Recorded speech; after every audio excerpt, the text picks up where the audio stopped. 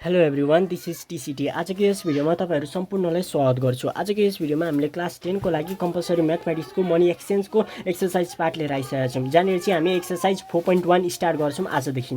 अब स्टार्ट गर्दै गर्दाखेरि मैले एउटा कुरा चाहिँ भन्नु बिर्सेछु। यहीँनिर क्वेसनले नि सोध्यो, which bank fixes the money exchange rate on each day in Nepal भनिरहेको छ। यो चाहिँ नेपाल राष्ट्र ब्याङ्कले गर्ने हो। यो कुरा चाहिँ थाहा हुनु पऱ्यो त।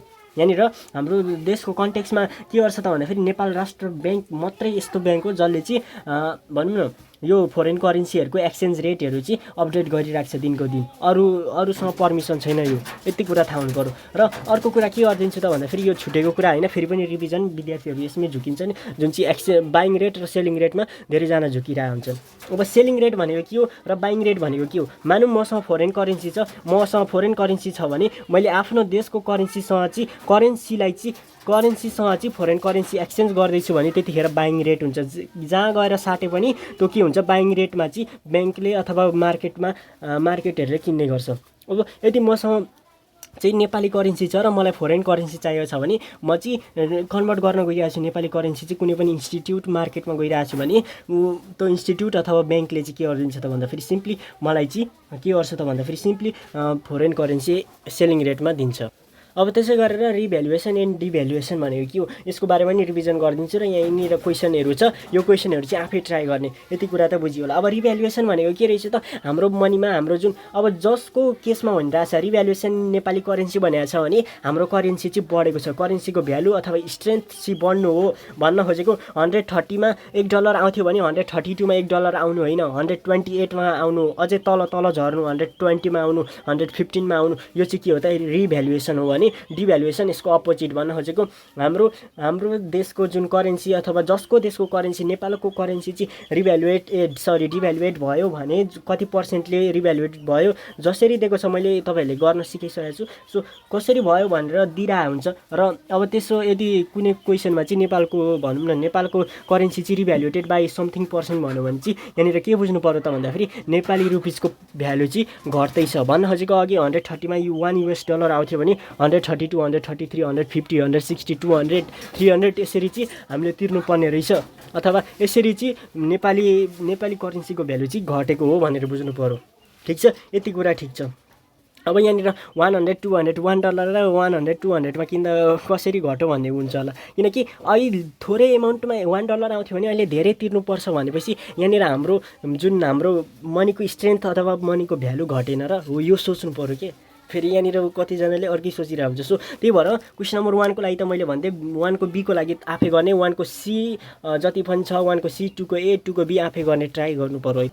यहाँ नसकिन्छ यो 1 को C, 2 को A, 2 को B आफै ट्राई गर्ने। अब 3 नम्बरदेखि यताको क्वेसनहरूलाई हामी हेर्छौँ। अब 3 नम्बरले भनिदियो, the exchange rate of foreign currency on 16 March 2023 are given below in the table, use the exchange rate and solve the following problems भनिरहेको छ। अब भनेपछि यहाँहरूमै हाम्रो प्रब्लम्सहरू के छ त भन्दाखेरि सिम्पली यो कुराहरू छ। यो यहाँनिर हेर्ने, अब यो टेबल छ, यो टेबलमा रेटहरू दिएको छ, एक्सचेन्ज गर्ने रेटहरू, र यो रेटहरू युज गरेर हामीले यहाँ केमा कन्भर्ट गर भनिरहेछ, केलाई चाहिँ केमा कन्भर्ट गर भनिरहेछ, त्यही अनुसार हामी कन्भर्ट गर्छौँ। अब हामी यहाँदेखि यताको क्वेसनहरू चाहिँ एकदमै सेन्सिटिभ भएर गर्नुपर्छ है त। सो म ढिला नरिकन स्टार्ट गर्दैछु है त। सो अब यहाँनिर हेर्न सकिन्छ कि हामीले क्वेसन नम्बर 3 को A लाई हेर्नु पर्यो। अब 3 को A मा मैले solution here given number I को लागि 3 को A को I को लागि गरिदिँदैछु, जहाँ चाहिँ I मा के दिएको छ त भन्दाखेरि INR भन्न खोजेको इन्डियन करेन्सी अथवा इन्डियन रुपिस दिइरहेको छ। इन्डियन रुपिस 17,550 दिएको छ र यसलाई चाहिँ हामीले कन्भर्ट गर्नुपर्ने छ NPR नेपाली रुपिसमा इन्टु नेपाली रुपिस। अब यहाँनिर हेरौँ फ्रम द टेबल। अब टेबलको अनुसार टेबलबाट हामीले हेरे अनुसार फ्रम द टेबल गर्नु पर्यो। फ्रम द टेबल के पाइन्छ त भन्दाखेरि यहाँनिर हेर्ने इन्डियनको सबैभन्दा फर्स्टमा छ INR अथवा त्यो खाबेर जस्तो छ यताउता के दिएको छ त्यसरी लेख्यो भने केही फरक पर्दैन। INR 100 इजिकल्स टु चाहिँ कति हुन्छ त, NPR 160 हुँदो रहेछ। भनेपछि इन्डियन करेन्सीको पावर अथवा भ्यालु चाहिँ धेरै रहेछ नेपालीभन्दा भनेर नि बुझ्यो। अब यहाँ हेरौँ अब यहाँनिर लेख्न सकिन्छ INR 100 भनेको कति त 1 × 100 होइन र 1 × 100 हो। अब इन्टु यहाँनिर 100 भइरहेछ भनेपछि यो 100 चाहिँ कहाँ जान्छ त, NPR 160/100 हुन जान्छ। सिम्पली यहाँ मैले 100 को ठाउँमा के लेखेँ भन्दाखेरि 1 × 100 होइन र सो 1 इन्टु 100 हुन्थ्यो र यो इन्टु 100 छ, यो इन्टु चाहिँ यता जाँदा के भयो त डिभाइड भयो। सिम्पली यो कुरा बुझ्नु पऱ्यो। और अब यो आइएनआर लेख्न झ्याउ भयो भने हामीले यस्तो लेख्न पनि सकिन्छ। अब यस्तो अब अर अथवा सो लेख्ने। अब यो आइएनआर 1 इजिकल्स टु एनपिआर 160/100 हुन्छ भने सो आइएनआर अथवा इन्डियन रुपिज भारू पैसा, यो चाहिँ भारू 17,550 इजिकल्स टु एनपिआरको ठाउँमा रुपिज लेख्न मिल्छ है। अहिले 160/100 इन्टु 17,550। अब यो 0 क्यान्सल, यो 0 क्यान्सल, सक्यो। अब 17,755 इन्टु 16 भनेको कति हुन्छ त्यति नै। अब त्यो जति हुन्छ त्यति नै हुन्छ नि त। अब भारू 17,550 इजिकल्स टु एनपिआर। अब यो जति आउँछ हेरौँ 16 इन्टु कति त भन्दाखेरि सिम्पली 16 इन्टु 1755 भनेको पक्कै पनि 28 भन्दै थिएँ म, 28,080 हो। अब भनेपछि यति पैसा चाहिँ यति इन्डियन रुपिज चाहिँ यति हुँदो रहेछ नेपाली। भनेपछि हामीले यतिलाई चाहिँ कन्भर्ट गऱ्यौँ। अब त्यसै गरेर बी नम्बरमा जुन युएस छ नि, नम्बर 2 को लागि हेरौँ है। नम्बर 2 को लागि युएस डलर छ। युएस डलर हामीलाई कति कन्भर्ट गर्नुपर्ने छ 990 इन्टु नेपाली भनिरहेछ, एनपिआर भनिरहेछ। अब यो गर्नको लागि पनि यहाँनिर रिलेसन लेख्ने, फ्रम द टेबल लेख्ने, फ्रम द टेबल। अब फ्रम द टेबल हामीले के पाइन्छ त भन्दाखेरि अब युएस डलर भनेको यो साइन कहाँ छ, युएस डलर।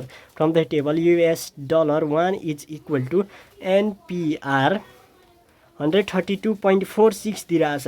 यदि युएस डलर 1 बराबर चाहिँ यति हो भने अब 2 बराबर इन्टु 2 यहाँ होइन र, यदि यहाँ 2 हुन्थ्यो भने इन्टु 2 हुन्थ्यो, 3 हुन्थ्यो भने 3 हुन्थ्यो। सो अब त्यसो भए युएस हेरौँ, so US dollar 990 equals to NPR 132.46 into 990 हो। यतिलाई नि यतिले मल्टिप्लाई गर्नु, यो भनेको कति हो त सिम्पली भन्न खोजेको कति हो 132.46 इन्टु 990। यो भनेको सिम्पली अर यहाँनिर लेख्न सकिन्छ युएस डलर 990 इजिकल्स टु 131135.4। बाफ्रे यत्रो हुँदैछ, 1000 पनि छैन जम्मा, यति चाहिँ 1 लाखसम्म पुग्दो रहेछ, 1 लाख भन्दा पनि धेर। सो यसरी बुझ्नु पऱ्यो। यो सब क्वेसन ए जुन छ नि 3 नम्बरको ए नम्बरहरूका सबै क्वेसनहरू उस्तै हुन्। अब बी नम्बरमा जाउँ यता हामी। अब त्यसै गरेर हामी सब क्वेसन बीमा 3 को बी नम्बरमा जाने भने 3 को बीमा कन्भर्ट एनपिआर 1,80,000 इन्टु आइएनआर सिएडी जिबिपी जेवाइपी यो जति भने पनि एउटा गरिदिइसके पछाडि तपाईँहरूले आफै गर्न सक्नुहुन्छ। ट्राई गरौँ है त। सो अब यहाँ हेरौँ है त, एउटा क्वेसन म कपी गरिहाल्छु, हेरौँ। अब क्वेसन नम्बर 3 को बीले के भन्नु भन्दाखेरि नेप्लिज करेन्सी, नेप्लिज रुपिज 1,80,000 लाई चाहिँ इन्टु आइएनआर इन्डियनमा अथवा सिएडी इटिसी अझै दिएको छ। के दिएको छ त भन्दाखेरि जिबिपी भनिरहेछ। यो भनेको सिम्पली के हो त भन्दाखेरि पाउन्ड स्टर्लिङ हो। त्यसै गरेर जेपिवाई भनेको के हो त भन्दाखेरि जापानिज येन भनेर बुझिन्छ अथवा येन भनेर बुझ्ने। अब यहाँ हेरौँ एनपिआर यतिलाई चाहिँ आइएनआरमा कन्भर्ट गर्नु छ, यो सिएडी अरू जति पनि छ आफै गर्ने है त। सो अब यहाँ हेर्न सकिन्छ यहाँनिर फ्रम द टेबल सोल्युसनहरू लेख्ने, फ्रम द टेबल। अब फ्रम द टेबल, अब टेबलबाट हामीले के पाइन्छ त भन्दाखेरि इन्डियनसँग कनेक्ट गर्नु, इन्डियन र किनकि रिलेसन के को पाउँछ एनपिआर र इन्डिया नेपालीलाई इन्डियनमा एकचोटि कन्भर्ट गर्नु छ। त्यसै गरेर नेपाली करेन्सी रुपिजलाई चाहिँ क्यानेडियन भनेपछि यसको र यसको रिलेसन एकचोटि यसको अझै केसँग कन्भर्ट गरे भनिरहेछ त्यहीसँग रिलेसन गर्ने। जस्तै अब यहाँ हेरौँ म डाइरेक्ट सर्टकट फर्ममा आइएनआर लेखिराख्दिनँ, रु यो भनेको चाहिँ भारू है, भारू 100 इजिकल्स टु चाहिँ एनपिआर 160 यो दिएकै कुरा हो। अब यसलाई यता र यसलाई यता लेखिदिन्छु अनि मात्रै तपाईँहरूले बुझ्नुहुन्छ, नत्र कन्फ्युजन हुनसक्छ। एनपिआर अब 160 भनेको 1 इन्टु 160 होला इजिकल्स टु भारू कति त 100 और एनपिआर 1 इजिकल्स टु भारू 100/160 हो। यति कुरा बुझ्यो भनेपछि एनपिआर 1 बराबर यति हुँदो रहेछ भने एनपिआर 1,80,000 बराबर चाहिँ यसलाई नै इन्टु 1,80,000 गर्नु पर्यो। अब सो एनपिआर 1,80,000 इजिकल्स टु भारू 100/160 इन्टु 1,80,000। अब एउटा दुईटा 160 हो, यो 160 एउटा दुईटा होइन, एउटा 0 कट। अब भनेपछि अब एनपिआर 1,80,000 इजिकल्स टु भारू। अब 1,80,000 इन्टु 10 भनेको कति त 1,04 1 2 3 4 यसले गर्दा फेरि 5 भयो 1 2 3 4 5। अब डिभाइडेड बाई 16 त छँदैछ नि त भनेपछि 1 8 1 2 3 4 5 भयो डिभाइडेड बाई कति त भन्दा फेरि 16 भनेको कति त। अब भयो यसको भनेको एनपिआर 1,80,000 इजिकल्स टु इन्डियन भारू कति भयो त भन्दाखेरि 1,12,500 भनेपछि हामीले सिम्पली एनपिआर 1,80,000 दिने भने उनीहरूको देशमा 1,00,000 कति हुँदो रहेछ त 1,00,000 यो 12,500 हुँदो रहेछ होइन। 1,00,000 यो क्यालकुलेसन त सही छ नि एकचोटि हेरौँ त। सो हाम्रो क्यालकुलेसन सही नै छ भनेपछि एनपिआर यति बापत चाहिँ हामीले के पाइदिने रहेछ त भन्दाखेरि आइएनआर यति पाइने रहेछ। यति तिरे बापत मात्रै यति भनेपछि यो धेर छ यो धेर छ यो थोर छ भनेपछि